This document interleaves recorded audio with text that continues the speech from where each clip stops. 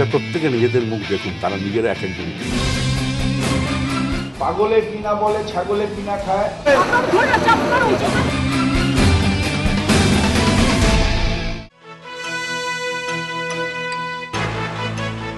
নমস্কার, আপনি দেখছেন এবিপি আনন্দ এবং আপনার সঙ্গে আলোচনা শুরু করছি আমাদের বিশেষ অনুষ্ঠান প্রতিপক্ষ। ঘটনা ঘটলে একেবারে সরাসরি শাস্তি, বিচার নেই, আত্মপক্ষ সমর্থনের সুযোগ নেই, বিশেষজ্ঞের মত নেই, অন্য দৃষ্টিকোণের অস্তিত্ব স্বীকার নেই, প্রতিষ্ঠানের মর্যাদা নেই, ঘটনা এবং সরাসরি হাতে নাতে শাস্তি। অনেকে বলছেন এই রাজ্যে এই মুহূর্তে ঠিক এমনটাই চলছে। উদাহরণ দেবেন? পার্ক স্ট্রিট সাজানো ঘটনা, কাটোয়া সিপিএমের চক্রান্ত, রায়গঞ্জ ছোট ছোট বাচ্চা ছেলেরা করে ফেলেছে, তারপরে আসুন শিলাদিত্য মাওবাদী, অম্বিকেশ খুনের চক্রান্ত, তানিয়া ভরদ্বাজ মাওবাদী অথবা সিপিএম, আদালত টাকার বিনিময়ে রায়। আর সম্প্রতি এই 24 ঘন্টা আগে কি ঘটে গেল? অপরাধ গাড়ি আসেনি, আর শাস্তি ধরে চাপকানো উচিত। তাতে শৃঙ্খলিত পুলিশ বাহিনীর কি মনোবল ভাঙতে পারে? কি বললেন? এই প্রশ্ন করছেন, আপনাকেও ধরে চাপকানো উচিত, এমনটাই অনেকে বলছেন। আমরা জানি না, সেই বিষয়ে আলোচনা করবো। আর সেই জন্য আমার সঙ্গে আছেন একদিকে কংগ্রেস নেতা অরুণাভ ঘোষ, আছেন ফরওয়ার্ড ব্লক নেতা উদয়ন গুহ, আছেন শ্রুতিনাথ প্রহরাজ সিপিএম নেতা, আছেন সন্ধি মুখোপাধ্যায় প্রাক্তন পুলিশ কর্তা, আমার অন্যদিকে আছেন সুজাত ভদ্র মানবাধিকার কর্মী, আছেন তথাগত রায় বিজেপি নেতা, আছেন শিল্পী সমী রাইচ এবং অধ্যাপক সুমন বন্দ্যোপাধ্যায়।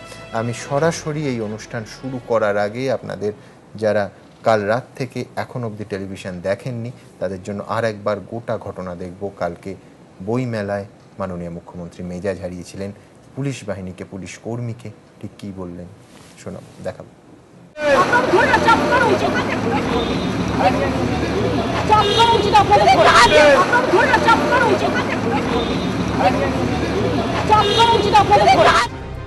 আন্তর্জাতিক কলকাতা বইমেলায় মেজাজ হারালেন মুখ্যমন্ত্রী। সংবাদ মাধ্যম ও সাধারণ মানুষের সামনেই এক সরকারি কর্মীকে বললেন, আপনাদের চাপকানো উচিত।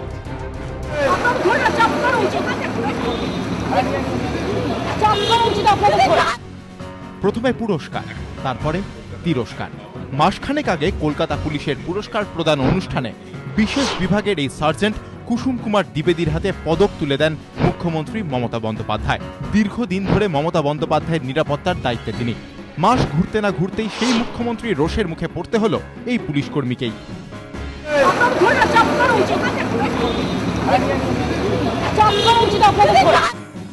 বইমেলা থেকে বেরোনোর পথে গাড়ি দেরিতে আসায় মেজাজ হারান মুখ্যমন্ত্রী।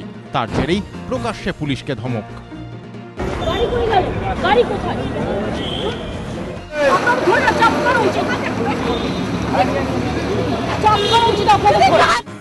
প্রকাশ্যে কোনো সরকারি কর্মীকে কিভাবে ধমক দিতে পারেন মুখ্যমন্ত্রী? সমালোচনায় সরব বিভিন্ন মহল। ঘটনার তীব্র সমালোচনা করে এদিন রাজ্য মানবাধিকার কমিশনে অভিযোগ দায়ের করে এপিডিআর। সংগঠনের বিবাদীবাগ শাখার তরফে ইমেল ও ফ্যাক্স মারফত অভিযোগ দায়ের করা হয়। এপিডিআর এর দাবি, মুখ্যমন্ত্রী প্রকাশ্যে একজন সরকারি আধিকারিককে ওই ভাষায় ধমক দিয়ে তার সামাজিক সম্মানহানি করেছেন, যা মানবাধিকার লঙ্ঘনেরই শামিল। এই পুলিশ কর্মীদের প্রত্যেকের পরিবার আছে, প্রত্যেকের একটা সামাজিক মর্যাদা আছে। মুখ্যমন্ত্রীর এই আচরণ তাদের এই পারিবারিক, ব্যক্তিগত এবং সামাজিক মর্যাদাকে ক্ষুণ্ণ করেছে। আমরা মনে করি এই যে কোনো ব্যক্তির সামাজিক মর্যাদা হানি, এটা অবশ্যই তার মানবাধিকার লঙ্ঘন। গত বছর গোড়ার দিকে কর্তব্যরত ট্রাফিক পুলিশ কর্মীকে নিগ্রহ ও কাজে বাধা দেওয়ার অভিযোগে গ্রেফতার করা হয় মুখ্যমন্ত্রীর ভাইপো আকাশ বন্দ্যোপাধ্যায়কে। পরে জামিনে ছাড়া পান তিনি। ভাইপোর পর এবার বিতর্কে পিসি। প্রশ্ন উঠছে, প্রকাশ্যে এই ভাষায় যদি পুলিশকে ধমকান খোদ রাজ্যের প্রশাসনিক প্রধান, তাহলে কোথায় দাঁড়ায় বাহিনীর মনোবল? রাজর্ষি দত্তগুপ্ত, এবিপি আনন্দ, কলকাতা। অনেকে আবার বলছেন চাপকানো উচিত, ধরে চাপকানো উচিত। এটা বলে কি এমন অন্যায় করেছেন মাননীয় মুখ্যমন্ত্রী? যদি গোটা ব্যবস্থাকে দৃঢ় হাতে ধরে রাখতে হয় তাহলে তো এমনটা হতেই পারে। বিশেষ করে পৃথিবীর নানা দেশে যুগে যুগে চাবুককে ব্যবহার করা হয়েছে মানুষকে নিয়ন্ত্রণের একটা হাতিয়ার হিসেবে। চাবুকের মতো হাতিয়ারকে অগ্রাহ্য কি করে করবেন মাননীয় মুখ্যমন্ত্রী? অনেকে বলছেন, আমরা একটু দেখে নিই পৃথিবীর কোথায় কোথায় চাবুক কোন কোন যুগে কি কি ভূমিকা পালন করেছে।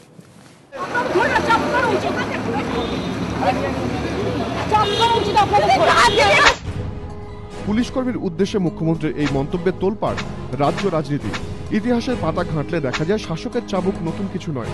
রোমের কৃতদাস থেকে আফগানিস্তানের কিশোরী, বারংবার শরীরে আঁকা হয়েছে চাবুকের রক্তচিহ্ন। কখনো আবার চাবুকের জায়গা নিয়েছে বেত। চাবকানোর ইতিহাস সমানে চলেছে। একবিংশ শতাব্দীতেও বিশ্বের বহু দেশে চাবুক বা বেত মেরে শাস্তি দেওয়া হয়, কখনো প্রকাশ্যে, কখনো নিভৃতে। অপরাধের মাত্রা হিসেবে বাড়ে ঘায়ের সংখ্যা, 5 থেকে 10 বা 14 থেকে 40। একসময় ব্রিটিশদের উপনিবেশগুলোতে চাবুক মারা সাজা দেওয়া হতো। ইস্ট ইন্ডিয়া কোম্পানির আমলে ভারতেও তার ব্যতিক্রম ছিল না। ইউরোপ, আফ্রিকা ও দক্ষিণ পূর্ব এশিয়ার 33টি দেশে আইন মোতাবেক এখনো চাবুক বা বেত মারা শাস্তি দেওয়া হয়, যার মধ্যে রয়েছে Afghanistan, Pakistan, Iran, Qatar, Saudi Arab, Somalia, Sudan, Indonesia, Singapore, Malaysia, জিম্বাবুয়ের মতো দেশও। ভারতীয় জেলের মধ্যে অনেক সময় কয়েদিরা বিশৃঙ্খল আচরণ করলে তাদের চাবুক মেরে শাস্তি দেওয়া হতো, তবে এখন আর তেমন কোনো ঘটনা শোনা যায় না। জ্যোতিপ্রিয় মল্লিক বলেছেন সিপিএমকে ঝাঁটাপেটা করা উচিত। মদন মিত্র বলেছেন পুলিশকে কানের গোড়ায় দেওয়ার কথা। এবার খোদ মুখ্যমন্ত্রী বললেন চাপকানোর কথা। প্রশ্ন উঠছে, তিরস্কারের এরকম কদর্য ভাষা কি করে রাজ্যের এক মুখ্যমন্ত্রী ব্যবহার করলেন? তবে কি আমরা পিছিয়ে চলেছি মধ্যযুগীয় সময়ে? প্রশ্ন উঠছে। এবিপি আনন্দ। সুব্রতবাবু, এপিডিআর এটা নিয়ে আন্দোলনে নামছে, মামলা করেছে, মানবাধিকার বিষয়ে মানবাধিকার হানি হয়েছে তারা মনে করছেন। আপনি একটু বোঝান যে অনেকে তো এরম ব্যাখ্যা দিতেই পারেন যে একটা আন্তর্জাতিক পর্যায়ে, ঠিক যেরকম কলকাতাকে লন্ডন করার কথা বলা হচ্ছিল, একটা আন্তর্জাতিক শাস্তির ক্ষেত্রেও আন্তর্জাতিক পর্যায়ে পশ্চিমবঙ্গকে নিয়ে যেতে চলেছেন মাননীয় মুখ্যমন্ত্রী। নিঃসন্দেহে 1948 সালে 10ই ডিসেম্বর যে মানবাধিকার দিবস বিশ্বজুড়ে পালিত হয়, সরকারও পালন করেছেন কিছুদিন আগে, সেখানে তার অন্যতম অনুচ্ছেদ হচ্ছে ডেরোগেটরি রিমার্ক করা যাবে না বা অত্যাচারের হুমকি দেয়া যাবে না এবং মর্যাদাপূর্ণ আচরণ করতে হবে, যাই কমান্ডে যেই যেরকম থাকুক। যদি কারণ মনে হয় একটা ডেডিলিকশন অফ ডিউটি, সেটা প্রশাসনিক ভাবে মোকাবিলা করা যায়।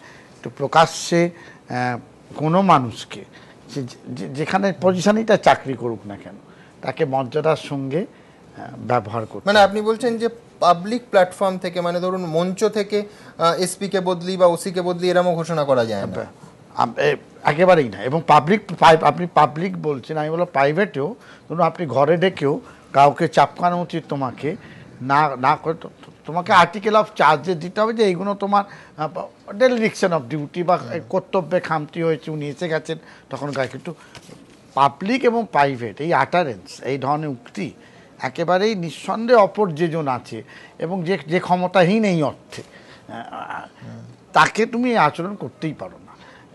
এবং সেই আচরণে সরকারের তরফে এবং বিশেষ করে যে পদে উনি আছেন গোটা রাজ্যে, তার মানে কি হবে, যে ক্ষমতাবান অন্যজন যে তার অধস্তন যদি না হয়, আমি তখন বলবো চাপকাবো। মানে আপনি বলছেন একজন মাননীয় মুখ্যমন্ত্রী আর একজন সাব ইন্সপেক্টর, মানে এতটাই সেই তফাৎ, এতটাই তবে এবং ডাইলুশন অফ পোস্ট হয়ে যাচ্ছে ক্রমশ। যেটা আমার ভয় লাগছে সেটা হচ্ছে একটা পদের তো একটা মর্যাদা থাকে, অথরিটির একটা নিজস্ব গাম্ভীর্য থাকে। সে কখনো রুল অফ ল যেখানটি মনে করে ঘোষণা করে আইনের শাসন, তাকে সবসময় আইনের শাসনের ভাষায় কথা বলতে হবে, তার ব্যতিক্রম হতে পারে না। আমি উত্তেজিত হয়ে যেতে পারি, কারোর মিসম্যানেজমেন্টে আমি রেগে যেতে পারি, তো আমাকে সেই কৌশলটাও শিখতে হবে পাবলিক লাইফে, যে আমি কি করে সেই আমার ব্যক্তিগত ক্রোধ সেটাকে আমি কি করে সংযত হয়ে করতে পারি এবং আমি যেটা চাইছি সেটা রূপায়িত হয়। যদি পাবলিকলি এটা করে, তার মানে তোমার unbecoming of that post. Even আমি শুধু অন্যায় করেছে, কৃতদাসকে মারছে, আপনারা দেখাচ্ছেন, ব্রিটিশরা পাবলিক ফগিং করতো, এটা আমরা জানি। কিন্তু একজন গণতান্ত্রিক দেশের নির্বাচিত প্রধান কিছুতেই, যতই তার রাগ, এটা একটা পাবলিক ম্যানেজমেন্টের পার্ট, যে আমাকে ওই অ্যাঙ্গারটাকে কন্ট্রোল করে তারপর সংযম রেখে আমাকে করতে হবে।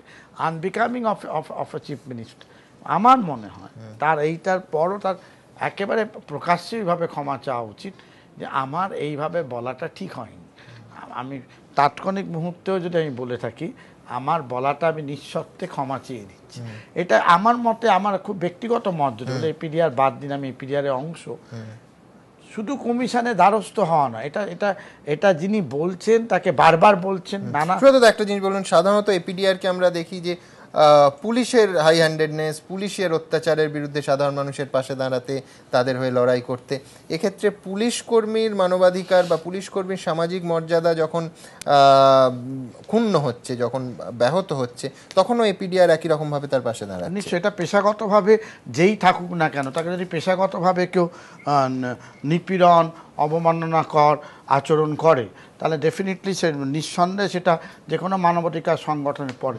আপনি তুললেন বলে আপনাকে বলি, এপিডিআর জলপাইগুড়ির একজন পুলিশ কর্মীকে এসপি সাসপেন্ড করেছিলেন, সে একটা অত্যাচারের প্রতিবাদ করেছিল বলে। আমরা সেই মামলা টেক আপ করে হাইকোর্ট পর্যন্ত নিয়ে এসেছিলাম। ফলে আমাদের বিষয়টা ওখানে নয়।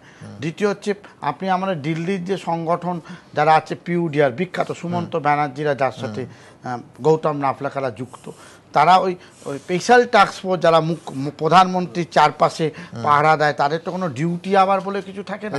তাদের নানা রকমের ট্রমাটাইজ হয়, ইউনিয়ন করতে দেয় না, তাদের চাকরিগত কিছু অসুবিধা থাকে, সেগুলো নিয়েও civil liberty body take up. আপনি বলছেন স্পেশাল প্রোটেকশন গ্রুপ যারা এসপিজি, হ্যাঁ এসপি, তার ক্ষেত্রেও আমরা টেক আপ করছি। অর্থাৎ পুলিশ যে রিপ্রেসিভ মেশিনারি, সেটার সাথে আমাদের লড়াই। আবার কোনো ইন্ডিভিজুয়াল পুলিশ যখন তার রাইটসের প্রশ্নে অর্ধস্তনের সাথে লড়াই করছে এবং যথাযথ বলে আমাদের মনে হয়েছে, আমরা নিশ্চয়ই তার পাশে দাঁড়াবো। যারা প্রত্যেকে নিজেদের মুখ দেখুন, তারা নিজেরা এক একজন। পাগলে কিনা বলে ছাগলে কিনা খায়।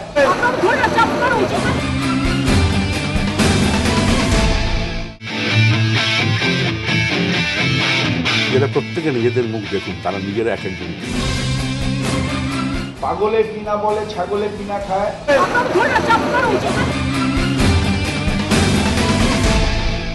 আমি অরুণাবদার কাছে যাব। অরুণাবদা, আইন কি বলছে? অন ডিউটি একজন পুলিশ কর্মী অফিসার হতে পারেন, কনস্টেবল হতে পারেন, সাব ইন্সপেক্টর হতে পারেন, তার প্রতি তার ঊর্ধ্বস্ত, মানে আমি বলবো যে পিরামিডের একদম শীর্ষে যিনি বিলং করেন, অন ডিউটি তাকে কী রকম শাস্তি দেওয়া যায়, বা এক্ষেত্রে আইন কি বলছে যে শাস্তিযোগ্য অপরাধ যদি হয়ও, সেক্ষেত্রে শাস্তির প্রক্রিয়াটা কি প্রথমত? আর একটা যেটা দিয়ে আমি শুরু করেছিলাম, যে এই যে অভিযোগ উঠলে, একেবারে ঘটনা ঘটলে সঙ্গে সঙ্গে হাতে নাতে শাস্তি, এই যে আপনারা বলেন যে কোর্টে বছরের পর বছর মামলা জমে থাকে, 30 লক্ষ 40 লক্ষ, তো এ তো ভালো, একেবারে ঘটনা ঘটলো, ওনার মনে হলো অপরাধ, সঙ্গে সঙ্গে হাতে নাতে শাস্তি দিচ্ছেন। এখন যে লোকটা শাস্তি পায় সে বোঝে, রিসিভিং এন্ডে যে আছে। এবং ভারতবর্ষের সংবিধানটা অনেকে গালাগালটা অনেক করতে পারেন, কিন্তু যে রিসিভিং এন্ডে আছেন সে বোঝেন যে ন্যাচারাল জাস্টিস, আমাকে না শুনে কেউ আমাকে শাস্তি দিয়ে দিল, সেটা কি কি ভয়ানক হতে পারে না শুনে। উল্টো দিকে থাকলে ঠিক আছে, ইনস্ট্যান্ট জাস্টিস আমি করলাম, কিন্তু যে রিসিভিং এন্ডে যে মার খায় আর কি, সে জানে মারের মহিমাটা কি, যে মারছে তার আনন্দ লাগে, ঠিক আছে। এখন যদি কোনো পুলিশ অফিসার অন্যায় করে, তার এগেনস্টে উদাহরণ করে চার্জশিট দিতে পারে, একদানে তাকে পানিশমেন্ট দিতে পারে না। কিন্তু এই ইস্যুটা আমি একটু অন্যভাবে দেখতে চাই। এটা ইস্যুটা, এটা মুখ্যমন্ত্রী করেছেন প্রেশার একটা কাজ, ইরিটেশন হচ্ছে, আউট অফ ইরিটেশন। এবার আমিও দেখি আমাদের যদি বেশি মামলা থাকে ইরিটেশন হয়, কিন্তু সেটা ঠিক করে নিতে হয়। কিন্তু উনি সমস্ত ডিপার্টমেন্ট উনি নিজের ঘাড়ে নিয়ে নিয়েছেন, সমস্ত। আপনি কোনো মন্ত্রীর নাম করতে পারবেন যে ইন্ডিপেন্ডেন্টলি কাজ করছে, খুব চুপচাপ কাজ করলেও তাকেও কাজ করছে, মানে ইররেলেভেন্ট হয়ে গেছে, কিন্তু সমস্তটাই তিনি কন্ট্রোল করছেন, হাসপাতাল থেকে আরম্ভ করে, পুলিশ থেকে আরম্ভ করে, সব জায়গায়। আপনি কোনো মন্ত্রী দেখবেন 44 জন মন্ত্রী আছে, নাম দুম করে বলতে পারবেন না, কেন ইররেলেভেন্ট হয়ে গেছে, সমস্ত দায়ভাগটা মানে মাথা উনি নিয়ে নিয়েছেন। এখন শরীরে কুলোচ্ছে না, মাঝে একদিন বলেছেন না যে শরীর টানছে না, কিরম একটা বলছিলেন, শরীরে কুলোচ্ছে, এটা একটা সাইড। যারা প্রত্যেকে নিজেদের মুখ দেখুন, তারা নিজেরা এক একজন। পাগলে কিনা বলে ছাগলে কিনা খায়।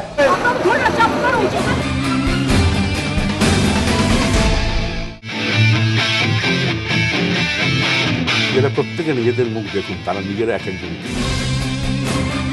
পাগলে কিনা বলে ছাগলে কিনা খায়।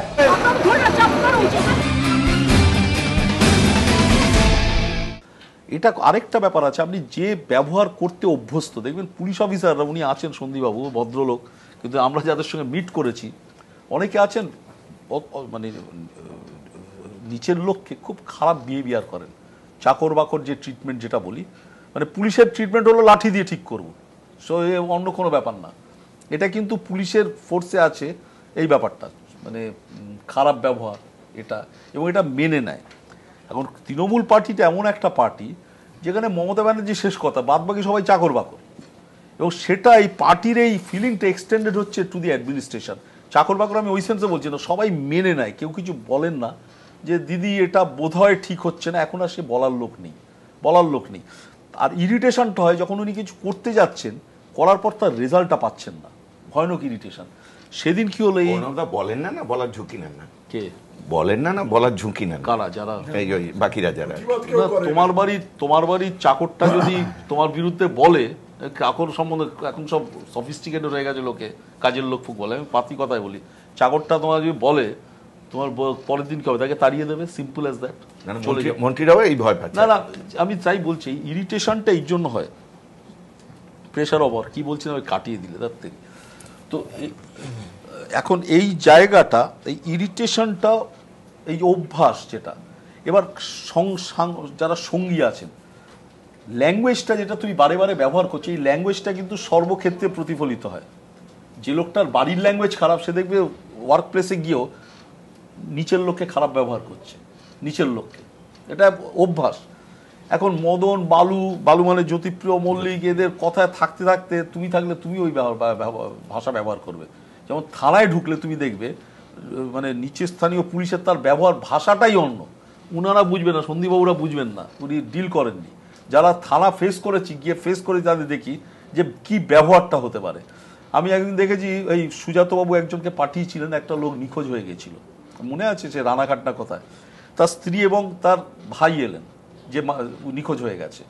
আসার পর আমি বুদ্ধবাবুকে বললাম, দেখুন দাদা এই ব্যাপার, তখন আমি এমএলএ, এটা কেন হলো, উনি খবর দিলেন, উনি দেখি থানার দারোগা সব আমার বাড়ি এসে বললো, আপনি কোথায় আছে লোকটা বলুন। মানে তার সেন্স অফ প্রপোর্শন নেই যে ভাই সে নিখোঁজ হয়েছে, আমি কমপ্লেন করেছি, কমপ্লেন করবো কেন। এবার কি করলো, তার বাড়িতে গিয়েও হাত করলো, তার ভাইটাও উদা হয়ে গেল, মনে আছে কে বা কারা গুলি করে ভাই মেরে দিয়ে চলে গেল। এবং এই জায়গাটা, এটা তোমার ব্যবহারের উপর এবং তোমার আপব্রিঙিং, মানে তুমি কিভাবে বড় হয়েছো, কোন সমাজে তুমি পাস করছো, সেটা ম্যাটার করে। যে এবং আমি মনে হচ্ছে ইমিডিয়েটলি উনি অ্যাডমিনিস্ট্রেটিভ প্রেশারটা নিতে পারছেন না। আমি বলি, আপনি ওর রাইটার্সের, এখনও তো তৃণমূলের সব বন্ধুবান্ধব আছে আমার, তারা বলছে উনি আসেন, খুব বেশি হলে হাফ অ্যান আওয়ার থেকে 1 ঘন্টা সই করেন। কিসে সই করছেন উনি জানেন না, জানেন মানে ওই যে যা বললো অফিসার, সেই স্বাভাবিক সব কটা সাবজেক্টে কি করে সই করবেন। জ্যোতিবাবু যেমন ওপর ছেড়ে দিতেন, বুদ্ধবাবু যেমন ও নিজের ডিপার্টমেন্ট ছাড়া অন্য জায়গায় ভাগ করে দিয়েছিলেন। এই প্রেশারটা নিদার, সারাদিনই পিছনে 365 দিনে 350 ছবি আঁকলে স্বাভাবিক অফিস আওয়ার্সেই ছবি আঁকতে হবে। এবং বিরোধী পক্ষে যেটা বলা যায় সেটা অ্যাডমিনিস্ট্রেশনে বলা যায়নি, ডিফারেন্সটা বোঝা যাচ্ছে না। এখন মনমোহন সিংকে যদি, এখন অনেকে আমি দেখেছি মনমোহন সিং গুঙ্গা প্রাইম মিনিস্টার, না গুঙ্গা ঠিকই, কিন্তু খারাপ ব্যবহার যদি এই জিনিস প্রাইম মিনিস্টারের মুখ থেকে শোনে, সেইভাবে সে বড় হয়নি। বড়টা হওয়া মানে সে যুক্তির মাধ্যমে ইকোনমিক্সের প্রফেসর তথাগতদা বসে আছেন, তথাগতদা আমার বিরুদ্ধে মামলায় আরবিট্রেশনে হয়তো গেলেন, তো আমরা খারাপ কথা বলতেই পারবো না। ও বড়ইটাই হয়েছে ওই আইনের মাধ্যমে, ইঞ্জিনিয়ারিং। আমার অনেক সময় ভুলভাল বলি, বলে ওনাও আইনের এই জায়গাটা, আইনের কিন্তু ইঞ্জিনিয়ারিং, এটা উনি বলবেন না তুমি জানো না, বাট আই ডিফার এই কথাটা। এটা কিভাবে হয়েছে, আমার মনে হয় ওনার কদিন ছুটি নেওয়া উচিত, ছুটি নিয়ে 7 দিন বেরিয়ে আসুন, অ্যাওয়ে ফ্রম দি ক্রাউড, আবার কাজ করুন। আদারওয়াইজ এটা হিউম্যান মানে প্রবলেম হয়ে দাঁড়িয়েছে ওর পক্ষে। আমি তথাগতদার কাছে যাব, তার আগে আপনাদের দেখাবো যে এই যে সংঘাতের, পুলিশের সঙ্গে মমতা বন্দ্যোপাধ্যায়ের সংঘাত, কখনো বিরোধী নেত্রী হিসেবে, আর এখন সাম্প্রতিক কয়েকটা ঘটনায় একেবারে মাননীয় মুখ্যমন্ত্রী হিসেবে, এই সংঘাতের ইতিহাস তাঁর বা তার দলের সঙ্গে, বা তিনি যে সময় কংগ্রেসেরও নেতৃত্ব দিয়েছেন, এই সংঘাতের ইতিহাস কিন্তু বেশ পুরনো। দেখাবো।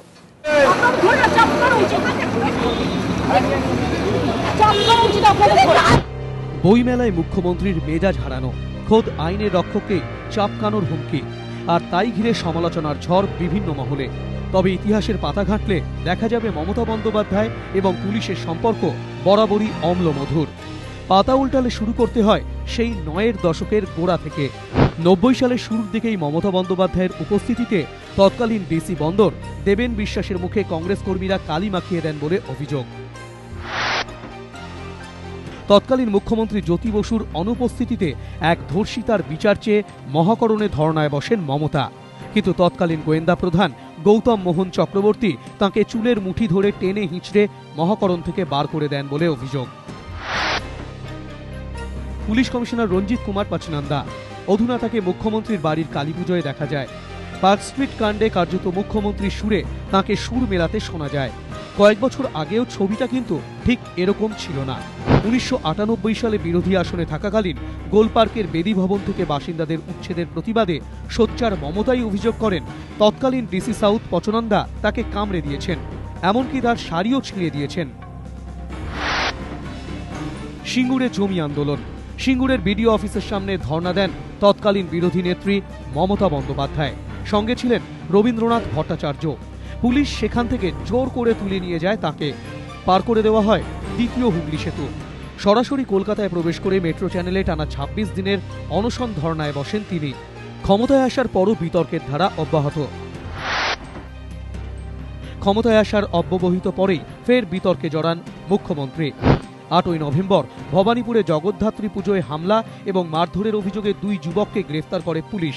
কিন্তু এরপরই খোদ মুখ্যমন্ত্রী ভবানীপুর থানায় গিয়ে তাঁদের ছাড়িয়ে আনেন বলে অভিযোগ। ক্ষমতায় আসার পর অন্যতম বড় বিতর্ক পার্ক স্ট্রিট কাণ্ডে মমতার সাজানো তত্ত্বের উল্টো পথে হেঁটে তদন্ত চালিয়ে যান তৎকালীন গোয়েন্দা প্রধান দময়ন্তী সেন।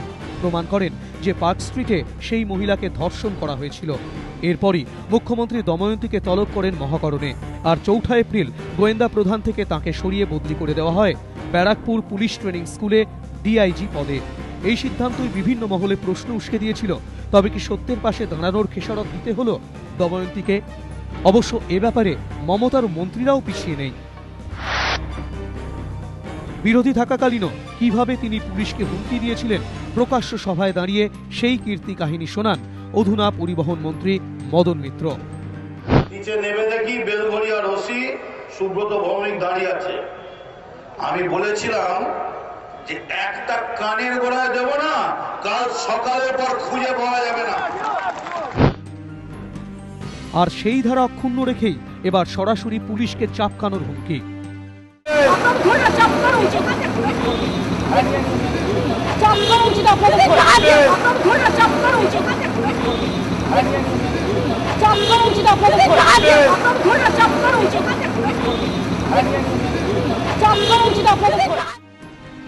এবিপি আনন্দ।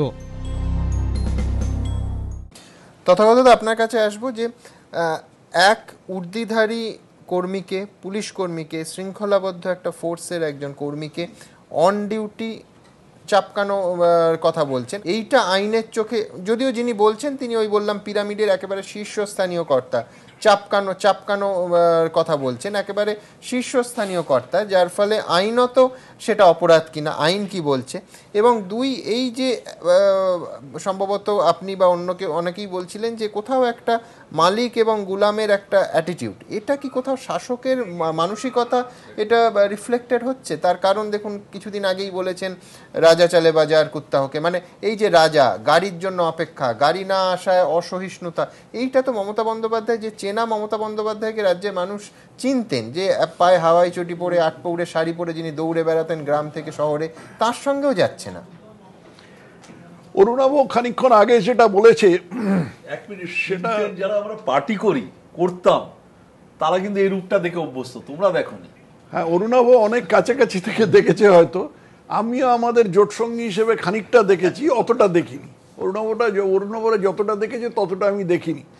তবে এই কথাটা বলবো যে অশিষ্ট ব্যবহার ওর স্বভাবের মধ্যে আছে। আমার যতদূর মনে পড়ে 1999 সালে দেশ পত্রিকায় ধারাবাহিকভাবে 3-4টে প্রবন্ধ লিখেছিলেন এবং সেই প্রবন্ধে, হ্যাঁ ওইরকম একটা কিছু হবে, সেই প্রবন্ধে মমতা বিরোধী নেত্রী থাকাকালীন দেবী পাল এবং অজিত পাঁজা, এই দুজন যারা মমতার বাবা না হোক কাকার বয়সী, তাদের প্রতি কি কদর্য ভাষা প্রয়োগ করেছিলেন সেটা পরিষ্কার লিখেছিলেন। এখন দ্বিতীয় তোমার যে প্রশ্নটা, এটা পুরোটা হয়তো লেখেননি, নিশ্চয়ই পুরোটা লেখেননি, যেটুকু লিখেছিলেন সেটাই গায়ের লোম খাড়া করে দেবার মতন ব্যাপার। এরা প্রত্যেকে নিজেদের মুখ দেখুন, তারা নিজেরা এক একজন। পাগলে কিনা বলে ছাগলে কিনা খায়।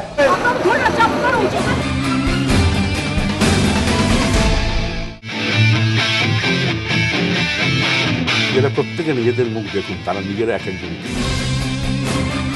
পাগলে কিনা বলে ছাগলে কিনা খায়।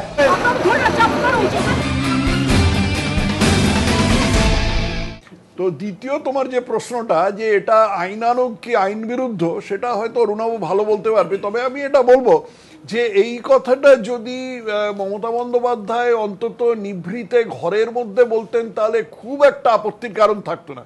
যদিও সেটা শিষ্টাচার সম্মত হতো না, কিন্তু খুব একটা আপত্তির কারণ থাকতো না। এই কথা প্রকাশ্যে বলে একেবারে টিভি ক্যামেরার সামনে তাকে ধরে মমতা বন্দ্যোপাধ্যায় সেই পুলিশকর্মীর মনোবল যেখানে নামিয়েছেন সেটা তো সহজেই অনুমেয়। তবে একটা জিনিস বলা ভালো যে এই বিষয়ে মমতা বন্দ্যোপাধ্যায়কে তো আমি চিরকাল বলে এসছি মেধাবী ছাত্রী, এর মানে গুরুর পরম্পরাটাও বলে নেওয়া ভালো আর কি। উনি তো খালি গালাগালি করে ছেড়ে দিয়েছেন। সিপিএম তিলজলা থানার ভেতরে ঢুকে ওসির বুকে বন্দুক লাগিয়ে গুলি করলো গঙ্গাধর ভট্টাচার্যকে। আজ পর্যন্ত তার কোনো কিনারা হয়নি। কে করেছে আমরা সবাই জানি, আমি তার নামও জানি, এমনকি যারা করেছিল বা যারা এতে লিপ্ত ছিল তারা অনেক সময় এই স্টুডিওতেও এসেছে, কিন্তু নামটা করা যাবে না যেহেতু আমার কাছে কোনো প্রমাণ নেই। তো পুলিশের মনোবল যেখানে যাওয়ার সেখানে তো গেছেই। মমতা তার মধ্যে বোঝার ওপর একটা শাকের আঁটি যোগ করেছেন মাত্র, করা উচিত ছিল না। অরুণাবু যেরকম বলেছে ওর ইরিটেশনের ফলেই হয়তো নিজে জিনিসটা করেছেন। কিন্তু আরেকটা কথা বলবো যে এটা ওর দলের মধ্যে কিন্তু একটা কৃষ্টি বা কালচার হিসেবে তৈরি হয়ে গেছে। দোলা সেন কিছুদিন আগে একজন পুলিশ কর্মীকে থাপ্পড় মেরেছিলেন বোধহয় বিবেকানন্দ সেতুর ওপরে, বালি ব্রিজের ওপরে, সেখানে একজন পুলিশ কর্মীকে থাপ্পড় মেরেছিলেন। এই প্রসঙ্গে আমার মনে পড়ছে যে আমার অন্যতম প্রিয় লেখক সৈয়দ মুজতবা আলী একবার লিখেছিলেন যে আমরা যেমনি আইন ভেঙে সুখ পাই, জার্মানরা তেমনি আইন মেনে সুখ পায়।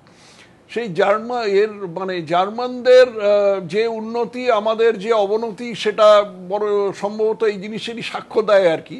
কিন্তু আমাদের যে আইন ভেঙে সুখ পাওয়াটা, এইটার একটা চেহারা হচ্ছে এই দোলা সেনের একে চড় মারা বা মমতা ব্যানার্জির এই রকম এই কদর্য ভাষা ব্যবহার করা। এরা প্রত্যেকে নিজেদের মুখ দেখুন, তারা নিজেরা এক একজন। পাগলে কিনা বলে ছাগলে কিনা খায়।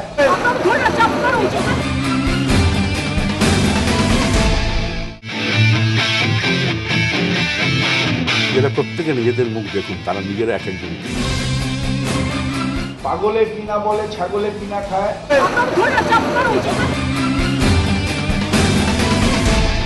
অরুণাবু আরেকটা কথা বলেছে যে উনি এই ইরিটেশনে করছেন, সাফার করছেন, তার কারণ উনি সমস্ত মন্ত্রীকে ইরেলেভেন্ট করে দিয়েছেন, সকলের ব্যাপারে নাক গলাচ্ছেন। এই ব্যাপারে আমি একটু দ্বিমত পোষণ করব।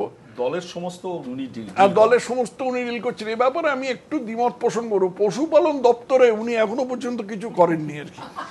এইটা উনি দিয়েছিলেন এমন একজনকে যিনি আইনজ্ঞ, নূরে আলম চৌধুরী চিফ জাস্টিস ছিলেন, তার হাতে দিয়েছিলেন এবং তার কাজে এখনো পর্যন্ত উনি নাক গলাননি বলেই আমি জানি। অতএব এই ব্যাপারে অরুণাবু একটু ছোট্ট ভুল করেছে। না, দুধের দাম বাড়িয়েছিল সেটা নামালো তো, কি আশ্চর্য। তাহলে দুধের দাম বাড়িয়েছিল, নামিয়ে দিলেন। তাহলে তো আমারই ভুল হয়েছে। পশুপালনের ব্যাপারে উনি নাক গলিয়েছেন, আর পুলিশের এই সমস্ত মনোবল ক্ষুণ্ণ নষ্ট হবার ব্যাপারে সাধারণ মানুষের সাথে যে পুলিশের ব্যবহার খারাপ হয়েছে, বা আজকাল আমরা যেটা প্রায়শ শুনতে পাই এবং আমার রাজনৈতিক জীবনে অভিজ্ঞতা আমি যেটা দেখতে পাই, যে পুলিশের কাছে নালিশ করতে গেলে খারাপ ব্যবহার করে, পুলিশ নালিশ নেয় না, পুলিশ নালিশ লিপিবদ্ধ করে না, উল্টে যে নালিশ করতে গেছে তাকেই নানা রকম ভাবে যন্ত্রণা করে। অরুণাবু যে জিনিসটা বললো, এরকম অভিজ্ঞতা আমার ভুরি ভুরি আছে, এমনকি ব্যক্তিগত অভিজ্ঞতাও আছে। এই পার্ক স্ট্রিট কাণ্ডে যে ভদ্রমহিলা বলেছিলেন, আমার যতদূর মনে আছে উনিই বলেছিলেন যে যার কাছে নালিশ করতে গিয়েছিলেন পার্ক স্ট্রিট থানায়, সেই পুলিশ অফিসার বলেছিলেন আপনি আমার সঙ্গে চলুন, ওখানে গিয়ে আমরা বিয়ার খাবো, ঠান্ডা ঠান্ডা কুল কুল, ঠান্ডা ঠান্ডা কুল কুল। ঠিক তার সঙ্গে নয়, তাকে শুনিয়ে আরেক সহকর্মীর সঙ্গে, আচ্ছা আরেক সহকর্মীর সাথে বলেছিলেন। যাই হোক, মানে ওই মহিলাকে ব্যঙ্গ করে বলেছিলেন যে মহিলার অভিযোগ নেবেন না, এটা খুব পরিষ্কার করে উনি বুঝিয়ে বলেছিলেন। আজকে যে এই সার্বিক অধঃপতন হয়েছে, আজকে যে মানুষ পুলিশের কাছে গিয়ে নালিশ করতে ভয় পায়, পুলিশকে যে মানুষ আইন শৃঙ্খলার রক্ষক হিসেবে দেখে না, তার মূল কারণ হচ্ছে আমার মনে হয়, বা অন্যতম কারণ হচ্ছে এই রকমভাবে এদের মনোবল নষ্ট হয়। এবং এই মনোবল নষ্ট হওয়ার পেছনে একটা খুব বড় ভূমিকা তো আছে রাজনীতিকরণের, যেটা সিপিএম এর আমলে হয়েছিল, যেটা আমি বহুবার বলেছি যে জীবনের সমস্ত পরতে রাজনীতি ঢুকিয়ে দেওয়া, যেটা সিপিএম করেছে, এটা পুলিশের মধ্যেও করেছে, যার ফলে এই ব্যাপারটা হয়েছে। তার ওপরে যে মনোবল নষ্ট হতে দেওয়া, গঙ্গাধর ভট্টাচার্যকে খুন করা থেকে আরম্ভ করে এই ভদ্রলোককে দিকে এরকম প্রকাশ্যে অপমান করা, এটা তারই ফল। এবং জিনিসটার ফল অত্যন্ত বিষময় হতে বাধ্য, এ সম্বন্ধে আমার কোনো সন্দেহ নেই। আগামী দিনে খুব শুধরোবার সম্ভাবনা দেখছি না, আমি বাস্তবিক অত্যন্ত নিরাশ। আমি একবার এই অর্ডারটা ভেঙে সন্ধিদার কাছে যাব, দুটো বিষয় নিয়ে আপনার কাছে জানতে চাইব।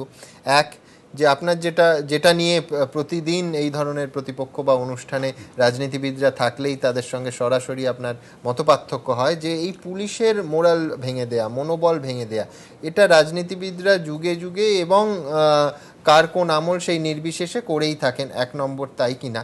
আর এরকমও কি হতে পারে, আমরা তো দেখেছিলাম পার্ক স্ট্রিট কাণ্ডের পর দময়ন্তী সেনকে আরেকজন সিনিয়র আইপিএস এর সঙ্গে প্রেস কনফারেন্স করতে হয়েছিল। কালকে হয়তো সংবাদ মাধ্যমের সামনে দ্বিবেদীকে দাঁড়িয়ে বলতে হবে তিনি তো অপমানিত হনইনি এবং ব্যাপারটা তার কাছে শিক্ষাস্বরূপ, এবং তিনি ভীষণ আনন্দিত, পুলকিত এবং হয়তো কর্তব্যবোধে আরও জোর পাচ্ছেন, মনের জোর পাচ্ছেন, অনুপ্রেরণা পাচ্ছেন।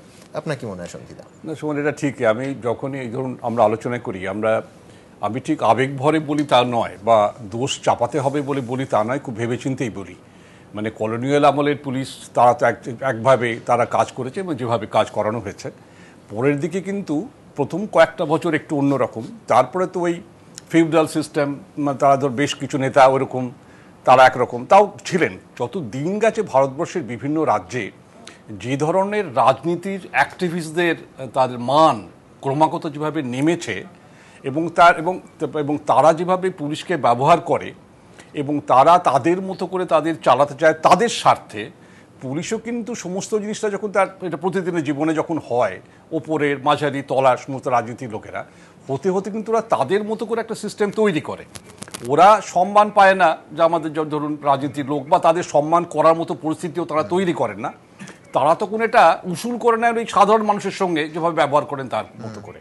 তবে এই ঘটনাটা একেবারে সত্য, ওটা কিন্তু চাপানো নয়, এটা কারণ ফোকাসটা সরে গেছে। প্রায়োরিটিতে যেগুলো পুলিশের হওয়ার কথা তাদের হচ্ছে কি ওই রাজনীতির লোকগুলোকে খুশি রাখতে পারলে যে যেখানে যেমন আছে তাহলে সে ভালো থাকে।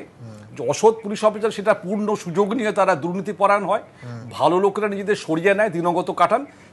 কিন্তু সব থেকে যারা ভিকটিম হচ্ছেন সাধারণ মানুষেরা। এত বছর ধরে চলেছে, আন্তরিকভাবে কোনো রাজনৈতিক দল আদর্শ দিয়ে পুলিশকে কাজে লাগাতে চাননি, সবসময় তারা চেয়েছেন তাদের মতো করে। আমি এই ঘটনা আসতে চাইবো সন্ধিদা, তার আগে আরেকটা জিনিস, যে সবাই একই প্রশ্ন আমি করেছিলাম বুদ্ধদেব ভট্টাচার্যকে, প্রাক্তন মুখ্যমন্ত্রী। তিনি বলছেন যে কিছু অফিসার অবশ্যই ভালো আছেন, কিন্তু এক শ্রেণীর অফিসার এরামও থাকেন যে যারা এই তোষামোদ দিয়ে এই রাজনৈতিক স্বার্থ পূরণ করছি এইটা দেখিয়ে নিজেদের অদক্ষতা এবং অপদার্থতা ঢাকতে চায় এবং ক্ষমতার কাছাকাছি থাকার চেষ্টা করে। আপনি মানবেন এই কথা? এটা ঠিক কথা, অবশ্যই ঠিক কথা, এবং সেটা করেন বলেই কিন্তু রাজনৈতিক নেতা যারা ঊর্ধ্বতন ওই ক্ষমতায় থাকেন তাদের সুবিধা হয়। তবে একটা কথা বলি, আমি তো এই দপ্তরের দায়িত্বে আমি একসময় ছিলাম বেশ কয়েক বছর। আমি এই যে অফিসারটি আমাদের শ্রী দ্বিবেদীকে আমি চিনতাম, অত্যন্ত দক্ষ, সুযোগ্য, এবং এখানে যাদের পাঠানো হয় তারা গর্বিত হন, তারা একটা গুরুত্বপূর্ণ দায়িত্ব পেলেন, তাদের বাহিনীতে তাদের সম্মান বাড়ে, পরিবারের লোকেরা শুনে খুশি হন তারা এরকম একটি দায়িত্বে আছেন, তারা আমাদের সব থেকে প্রশাসনের একদম মাথায় যিনি তার দায়িত্ব, তার নিরাপত্তার দায়িত্বে তারা। এবং এটা সব থেকে দুর্ভাগ্য, আমি জানি না শ্রী দ্বিবেদী কী করে এই সমস্ত জিনিসটা মানিয়ে নেবেন তার পরিবারে, তার আত্মীয় স্বজনের কাছে, বাহিনীতে। এবং এটা সব থেকে এমন, কারণ পুলিশে বহু বছর পুলিশের যারা উপরতলার অফিসার নিচতলার অফিসারের সঙ্গে ভদ্র ব্যবহার তারা করতেন না বলে বহুদিন ধরে বহু চেষ্টা করে এবং বহু কিন্তু এই নানান কিছুর মধ্যে দিয়ে পুলিশ বা সরকারি কর্মচারী নিজের সম্মানের জায়গাটা তারা তৈরি করেছিল। এটা কিন্তু কারণ এই আমি নিশ্চিতভাবে বলি, এই অফিসারটিকে যদি তার কোনো তার দোষ ত্রুটি ছিল বলে তাকে যদি সাময়িকভাবে বরখাস্ত করা হতো, ও কিন্তু এভাবে অপমানিত হতো না।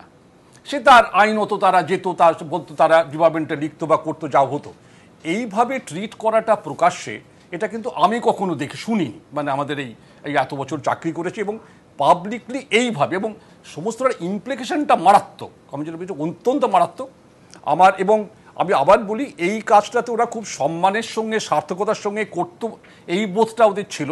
বিশেষ করে এই দ্বিবেদী, উনি অনেক দিন ধরেই আমাদের মাননীয় মুখ্যমন্ত্রীর সঙ্গে আছেন। ইনফ্যাক্ট যখন উনি বিরোধী পক্ষের নেত্রী তখন থেকে, এবং অত্যন্ত ভালো, আমি জানি, আমার সঙ্গে কাজ করেছে, এবং আমি এরকম অফিসার আমাদের বিভাগে তারা গর্বের বস্তু। তার এটা বোধহয় না হলেই হতো, কারণ সম্ভ্রম যারা উঁচুতরা আছেন তাদেরও দেওয়ার কথা নিচুতরা মানুষকে।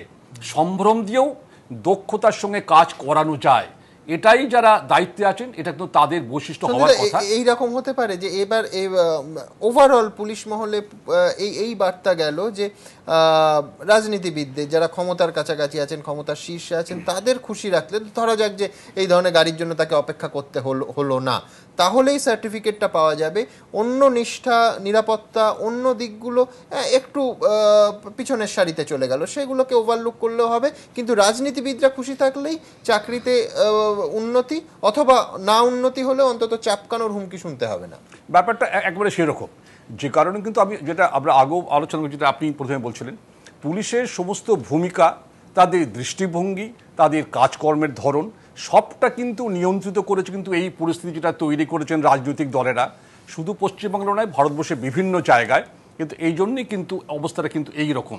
যে দেশে রাজনীতির মানুষেরা কখনো আইনের বাইরে সচরাচর করেন না, না করাটা যেখানে নিয়ম, সেখানে পুলিশ অবশ্যই তারা মানবিক, নিজের কাজটা ভালোভাবে করে, মানুষের সঙ্গে ভালো ব্যবহার করে। পাশাপাশি কয়েকটি যেটা হয়, যেখানে হয় না, তুলনা করে দেখবেন অবস্থাটা মানে একেবারেই এটা প্রত্যক্ষ প্রমাণ আমরা পাই। এবং আমার সবথেকে যেটা খারাপ লাগছে, যে বিশেষ করে যারা অনেক উঁচু পদে আছেন, দায়িত্বে আছেন, তাদের মধ্যে গ্রেস, এলিগেন্স, এটা মানুষ দেখতে চায়, এবং এটা কিন্তু খুব গুরুত্বপূর্ণ কথা সবাই সবার কাছে। এবং না, আমার সুনীতা, এইখানে কি আমাদের একটা অন্য বার্তা যাচ্ছে না, যে যদি মুখ্যমন্ত্রী বা এত বড় একজন নেতা বা নেত্রী, তিনি যদি পুলিশ অফিসারকে প্রকাশ্য জায়গায় এইভাবে কথা বলেন, তাহলে ওনার সিকিউরিটির পারপাস, অথবা ওনার গাড়ি আসার পারপাস, অথবা ওনার রাস্তা ক্লিয়ার করার পারপাস, সাধারণ মানুষের জনজীবন আরো বিপর্যস্ত হবে, এবং সেখানে মানুষকে হ্যারাস করবে, মানুষকে গায়ে হাত দিয়ে দেবে। এটাকে, এই বার্তাটা কি যাচ্ছে না? না, ব্যাপারটা ঠিক সেভাবে। সঙ্গীতার সঙ্গে আমি আরেকটাও যোগ করি, যে ধরা যাক আমি সাধারণ মানুষের হ্যারাসমেন্ট পার্টটা যদি বাদও রাখি, আসানসোলে একটা অনুষ্ঠান, একজন শীর্ষস্থানীয় নেতা বা নেত্রী, আমি নাম করছি না, তিনি তার অনুষ্ঠান, তিনি বললেন যে একটা অনুষ্ঠানের একটা অংশ ছিল যে সাইকেল চালিয়ে, বোধহয় সেই সাইকেল দেয়া হয়েছে রাজ্য সরকারের তরফে, ছাত্রীরা আসবে। তো যিনি আসানসোলের এডিএম ছিলেন বা এই ধরনের পদাধিকারী, তিনি বললেন যে এটা নিরাপত্তার কারণে, মাননীয় নেতা বা নেত্রীর নিরাপত্তার কারণেই এটা করতে দেয়া যায় না। তারপরে পরের দিন তাকে কম্পালসারি ওয়েটিংয়ে পাঠিয়ে দেওয়া হলো। এই ধরনের ঘটনাও কি ক্রমশ আরও ঘটবে না, যে যা করি নিরাপত্তা চুলোয় যাক, কিন্তু যেন উনি খুশি থাকেন, এই অ্যাপ্রোচটা হবে না? এই ঘটনাগুলো আরেকটা পয়েন্ট মনে হয় যোগ করা উচিত, সেটা হচ্ছে যে মুখ্যমন্ত্রী কিন্তু সচরাচর যে মানে পাবলিক ডিস্টারবেন্স যেটা হয় আর কি, যে সাধারণভাবে এই ধরনের বিরাট বড় কনভয় যায়, বিভিন্ন জায়গায় ট্রাফিক সেখানে বন্ধ হয়ে যায়, এই যে পরিস্থিতি, এই পরিস্থিতিটা কাটানোর চেষ্টা করেছেন কিন্তু তিনি। কিন্তু এখন যেভাবে ট্রাফিক আইন, সেই ট্রাফিক অনুযায়ী মুখ্যমন্ত্রীর গাড়ি সেখানে থেমে যায়। যারা প্রত্যেকে নিজেদের মুখ দেখুন, তারা নিজেরা এক একজন। পাগলে কিনা বলে ছাগলে কিনা খায়।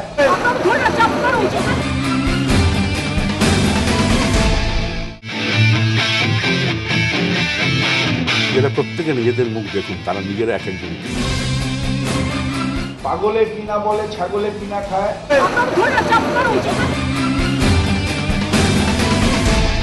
যে কথাটা সুমিতদা বললেন যে পাবলিক ডিস্টারবেন্সের ব্যাপারটা, এটা কিন্তু এড়িয়ে যাওয়া হয় না। আমি ওই প্রসঙ্গটা এলো বলে বলছি, মুখ্যমন্ত্রী কিন্তু সাধারণভাবে এই ডিস্টারবেন্সের ব্যাপারটাকে এড়িয়ে যাচ্ছে।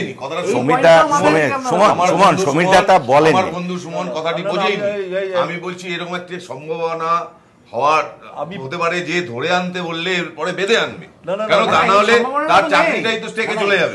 এই সম্ভাবনাটাই তো নেই, উনি তো ট্রাফিক রুল যেটা সেটা ট্রাফিক রুল যেটা সেটা উনি হয় বইমেলার মধ্যে এই জায়গাটা কালকে ওই পরিমাণ লোক বইমেলার মধ্যে সম্ভব ছিল কি ওইভাবে সম্ভব অসম্ভবের পরের কথা, ওটাই আসল কথা। ওটা থেকেই তো নিরাপত্তা পান, নিরাপত্তার রক্ষীরা তো ঘিরে আছে। নিরাপত্তা যদি বিঘ্নিত হয় সেটাও তো আশঙ্কার কারণ। নিরাপত্তার রক্ষীরাই তো ঘিরে।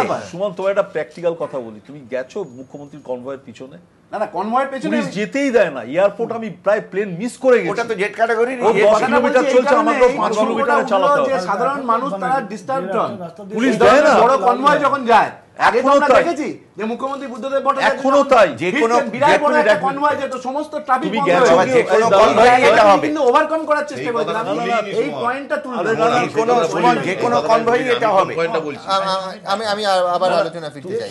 তুমি হার্ড রিয়ালিটি ধরা যায় যে জেট ক্যাটাগরি পান, নিরাপত্তা কোথাও গাফিলতি হয়েছে মানলাম, এটাও যে ধরুন পরে তদন্ত হবে গাফিলতি কিরকম, উনি রুটটা বলে দিয়েছেন কিনা, বক্তব্য নিয়ে কিন্তু কিছু how do you react to the comment. না সেটা আমি বলিনি, এই পয়েন্টটা রাখা। আমি তোমায় হার্ড রিয়ালিটি বলছি, শোনো, হার্ড রিয়ালিটি মুখ্যমন্ত্রীর গাড়ির কনভয়ের পিছনে কোনো গাড়িকে ওভারটেক করতে দেয় না। এইগুলো হয় না, ওটা জেট ক্যাটাগরি না, এইগুলো কিন্তু এই প্রসঙ্গে একেবারেই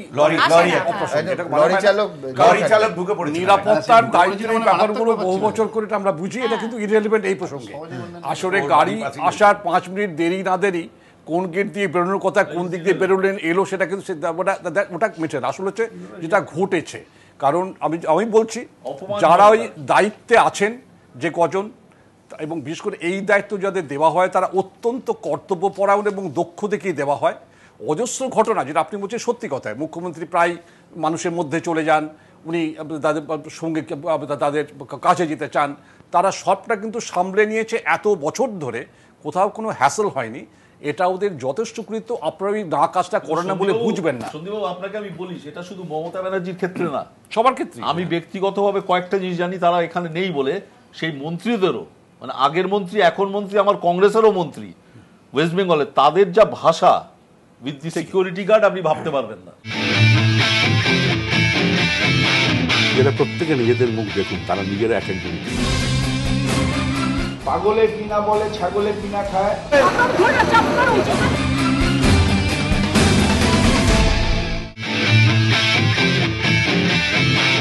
এরা প্রত্যেকে নিজেদের মুখ দেখুন, তারা নিজেরা এক একজন। পাগলে কিনা বলে ছাগলে কিনা খায়।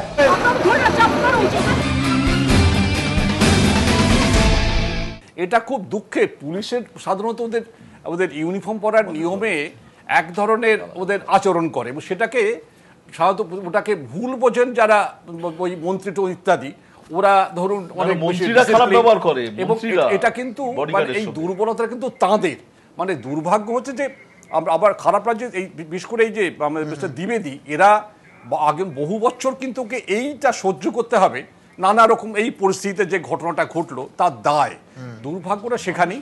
এবং আমার আশা, আমি মুখ্যমন্ত্রী এরকম করেন, আমি শুনেছি উনি যথেষ্ট ভদ্র, ভালো, মানবিক। আমার আশা যে উনি নিশ্চয়ই পরে বুঝেছেন, এবং ওদের সঙ্গে ডেকে কথা বলে হয়তো ওদের যে ক্ষোভ বা ওদের দুঃখ হয়েছে সেটা হয়তো এটা কিছুটা উনি ওটা কাটিয়ে দিয়েছেন। আশা করি এই ঘটনা যেন ভবিষ্যতে না ঘটে, কারণ টেলিভিশন থাকা না থাকা অনেক তফাৎ করে দেয়। সারা দেশ জুড়ে সবাই দেখে, পশ্চিমবাংলার সম্বন্ধে তাদের ধারণাও খারাপ হয়, এবং যেটা কিছু ঠিক বার্তা যার না পুলিশের মধ্যে না বাইরে। এটাই সন্দীপদা বলছেন যে পরে হয়তো আমাদের ক্যামেরার সামনে নয় বা সংবাদ মাধ্যমের সঙ্গে নয়, ব্যাপারটা প্যাচাপের চেষ্টা হয়েছে। হ্যাঁ, হয়তো বলেছেন ঘরে বসে এটা বললেও হতো, ঘরের মধ্যে একা একা বলাও যায় না। এটা প্রত্যেক, কিন্তু আশঙ্কাটা থেকেই যায় যে এই যে ঘটনা, এর সুদূর প্রসারী কোনো তাৎপর্য থাকবে না তো? পরে যদি বিষয়টা প্যাচ আপ হয় বা কোনো একটা প্রক্রিয়া হয় যে ব্যাপারটা কে একটু ডিফিউজ করে দেয়া, একটু ক্ষোভটা প্রশমিত করার চেষ্টা, কিন্তু ঘটনাটা যেটা পাবলিকলি হলো তার প্রতিক্রিয়াটা সুদূর প্রসারী নয় তো? আমরা এই বিষয়ে সূর্যকান্ত মিশ্র এবং দীপা দাস মুন্সি দুজনে কি বলেছেন পরপর দেখে নেব। আমি ওকে বলেছি বহুবার যে আপনি 5 বছরের জন্য নির্বাচিত হয়েছেন, ভীষণ ছটফট করেন, আপনি 2 বছরের বেশি এক জায়গায় থাকতে পারেন, কখন কংগ্রেস কখন ছটফট করবেন। ধৈর্য ধরে 5 বছর অন্তপক্ষে, উনি তো বলেন 20 বছর 10 বছর, কখন কি বলেন তার ঠিক নেই। যাই হোক, আমি বলছি হয়তো 5 বছর কি করে থাকবেন সেটা আমার চিন্তার ব্যাপার হয়ে গেছে।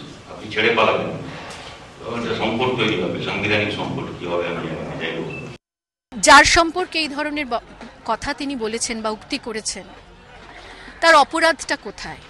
1, 2, যার সম্পর্কে বলেছেন তাকেই তো তিনি কদিন আগেও মেডেল দিয়েছেন ভালো কাজ করার জন্য। তাহলে শুধুমাত্র গাড়িটা আনতে একটু দেরি হলো বলে সংযমের বাঁধ ভেঙে যাবে এবং এই ধরনের ভাষা প্রয়োগ হবে? এটাই কি বাংলার কালচার? এটাই কি বাংলার সংস্কৃতি? আমি বোলান্দির কাছে দুটো স্পেসিফিক প্রশ্নে যাব। এক, যে এই যেটা আমি একটু আগেও বলছিলাম যে রাজা, গাড়ির জন্য অপেক্ষা, গাড়ি না পেয়ে অসহিষ্ণুতা, এইটা কোথাও কি মমতা বন্দ্যোপাধ্যায়ের ইমেজের সঙ্গে, অন্তত আমাদের চেনা যে পরিচিত ইমেজ, মাটির কাছাকাছি থাকার ইমেজ, তার সঙ্গে যায়?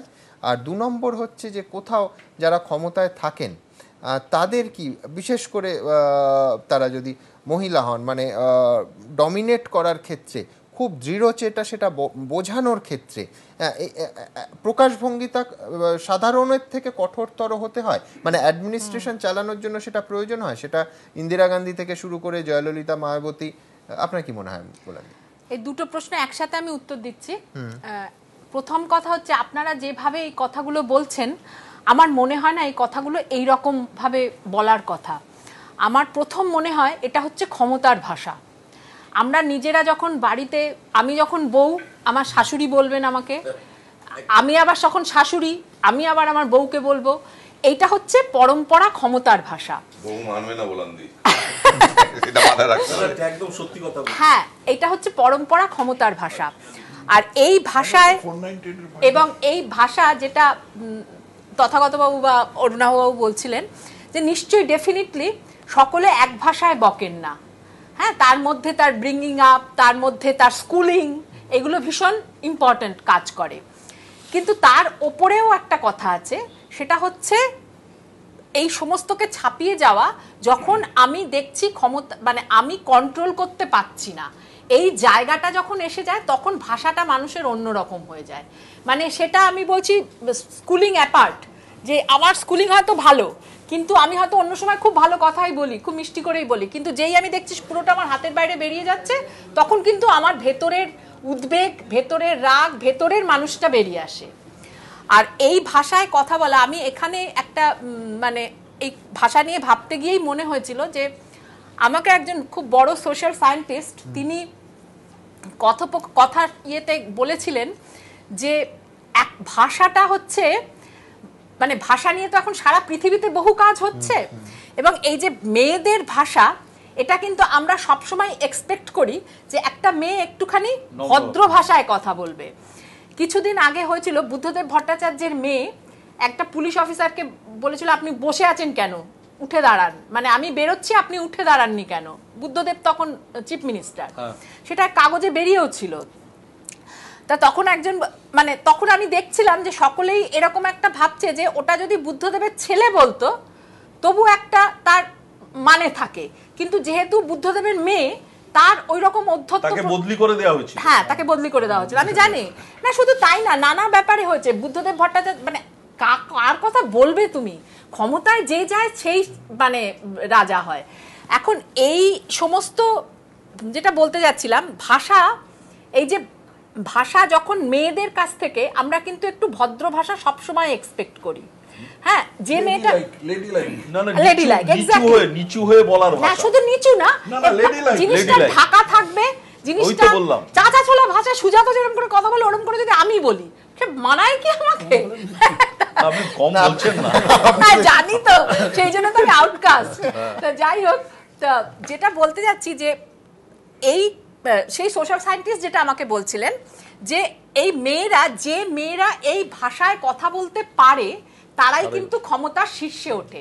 আমি জানি না, হয়তো মিসেস গান্ধী এরকম কথা বলতেন বলে আমার মনে হয় না, কিন্তু আমি অন্যান্য জার্নালিস্টদের কাছে শুনেছি, জয়ললিতা, মায়াবতী, এরা প্রত্যেকেই অসম্ভব অকথ্য ভাষা বলে, এবং সেটা তাদের নিজেদের গণ্ডির মধ্যে বলে। হ্যাঁ, এবং মমতা ব্যানার্জি সম্বন্ধে এটা আমি তৃণমূলের লোকের ছেলেদের কাছ থেকেই শুনেছি, যে উনি যখন মানে নিজেদের মধ্যে কথা বলেন, উনি অসম্ভব মানে হ্যাঁ ভাষা বলেন, অরুণাভ দ্বারা জানেন।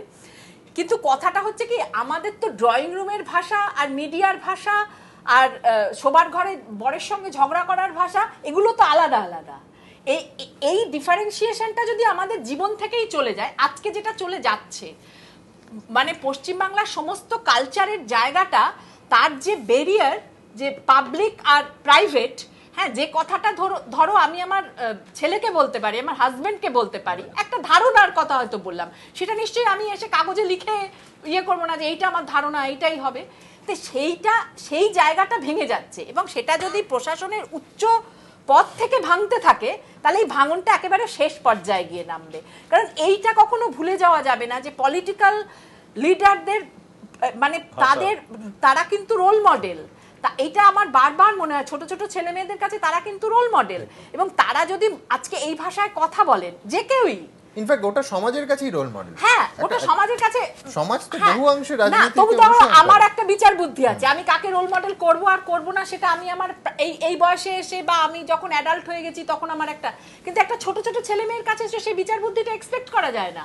তার যখন দেখছে এই ভাষাতে একজন চিফ মিনিস্টার কথা বলতে পারে, তাহলে এবং এই ভাষাটা কিন্তু শুধু এখানে বললে হবে না, সিনেমার নামগুলোর ভাষা দেখেছেন, বাওয়ালি, একটা কি বাওয়ালি যেন, মানে মোট কথা বাওয়ালি কথাটা সিনেমায়, হ্যাঁ, আরো সিনেমার নামগুলো আজকাল আমি দেখি, হ্যাঁ, এই যে এটা তো বোঝা যাচ্ছে যে সমাজের প্রাইভেট আর পাবলিক স্ফিয়ারটা ভেঙে যাচ্ছে, এবং এই ভাঙার পুরোধায় এসে দাঁড়াচ্ছেন আমাদের মুখ্যমন্ত্রী। সেইটা ভীষণ আতঙ্কের, এই পুরো ভাঙাটাই খুব আতঙ্কের, এবং এই পুরোধা নেতৃত্বটা আরো আতঙ্কের। এরা প্রত্যেকে নিজেদের মুখ দেখুন, তারা নিজেরা এক একজন। পাগলে কিনা বলে ছাগলে কিনা খায়।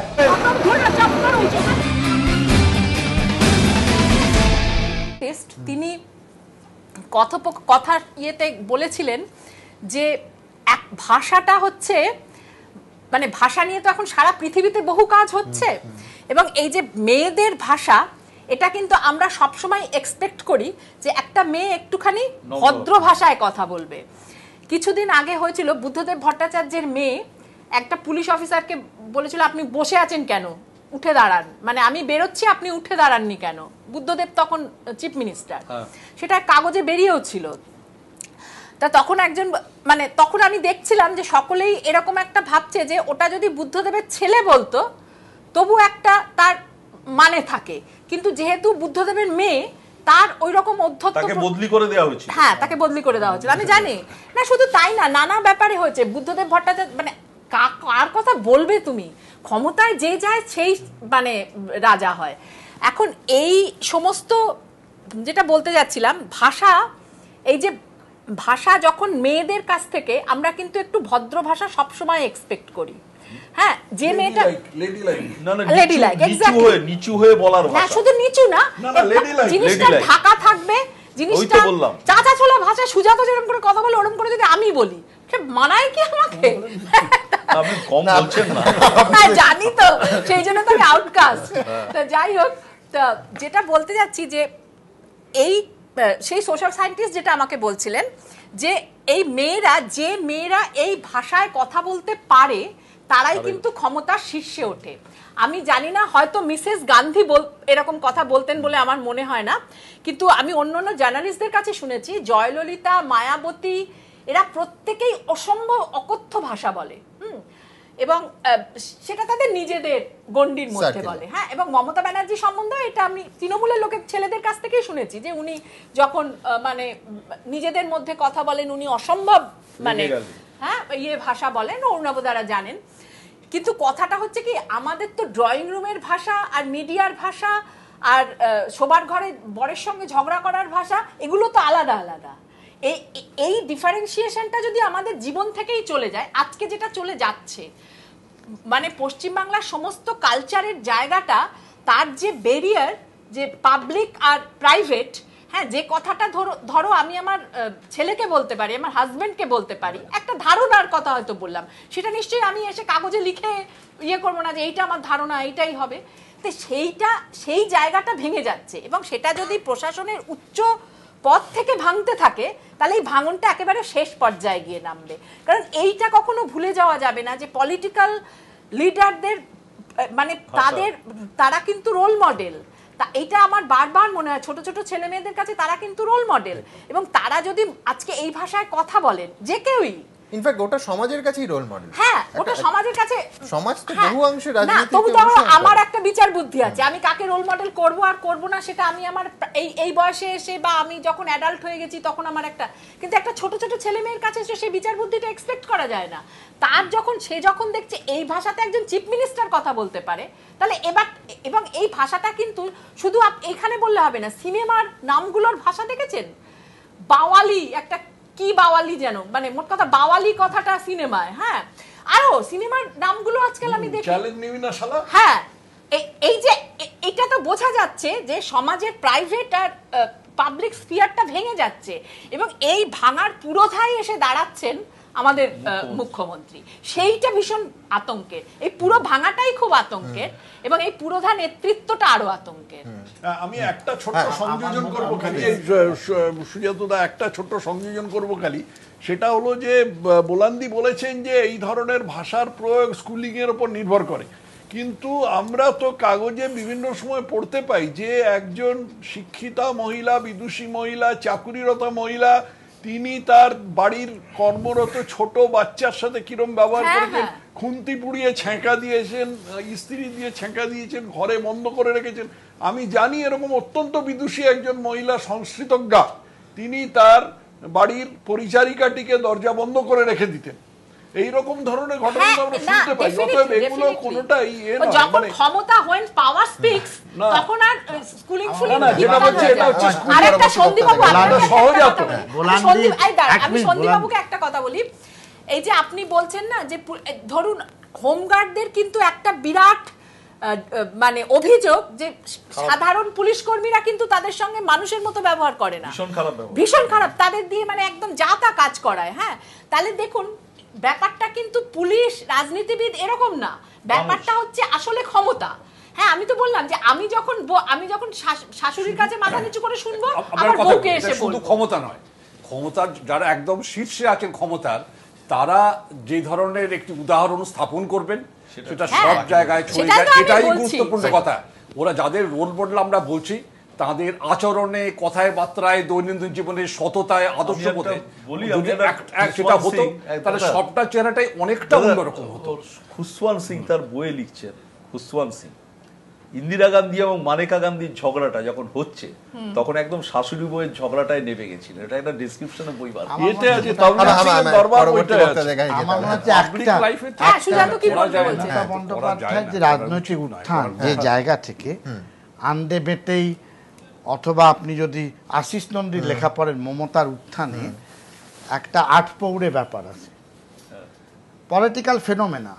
এত বছরের একটা বড় শক্তিকে সরিয়ে দেওয়ার ক্ষেত্রে পলিটিক্যাল ফেনোমেনা, এটা একটু মানতে হবে, কিন্তু তার উঠে আসাটা আটপৌড়ে, অত পরিশীলিত ভাষা নয়। এবং উনি একটা ইমেজ দেবার, দেখবেন বারবার বলেছেন, কয়েক মাস ধরে বলেছেন, আমি রাফ এবং টাফ, প্রয়োজনে রাফ এবং টাফ। এই রাফ এবং টাফটা কি? সেটা হচ্ছে যে যদি ঠিক মতো কাজ না করো, I will teach you a lesson. ইংরেজিতে এক একজনকে বলে তোমাকে শিক্ষা দিয়ে দেবো, আমি মানছি, কিন্তু আমি শেষ করে ক্ষমতার ভাষা বলে সব ক্যাটাগরিতে ওইভাবে ভাষার প্রয়োগের মধ্যেও খুব পরিশীলিত ভাবেও তো ক্ষমতার ভাষা। আমি ঠিক এই কথাই সুজাতদা আপনাকে বলতে চাইছিলাম যে রাফ এন্ড টাফ বা সত্যিকারের যিনি রাফ এন্ড টাফ, এবং একটু লেস রিফাইন, না আমি রিফাইনমেন্টটা আনছি না, আমি বলছি যে রাফ এন্ড টাফ হলে আমার কেন অশিষ্ট ভাষা ব্যবহার করে রাফ এন্ড টাফ দেখাতে হবে? আমি তো অ্যাডমিনিস্ট্রেশনটা আমার স্কিলেই রাফ এন্ড টাফ হয়ে যেতে পারি। এই ইমেজটা পুরো ফেনোমেনার সাথে আমাদের মিলছে না। এরকম বহু রাজনীতিবিদ আপনি কি ফেস করেছেন পরিশীলিত ভাষা করে দেয়? আপনি কি ফেস করেছেন পক্ষে বলার সময় একরকম বিহেভিয়ার, আবার উল্টো কথা বলার সময় আরেক রকম বিহেভিয়ার? আপনি কি ফেস করেছেন? যারা প্রত্যেকে নিজেদের মুখ দেখুন, তারা নিজেরা এক একজন। পাগলে কিনা বলে ছাগলে কিনা খায়।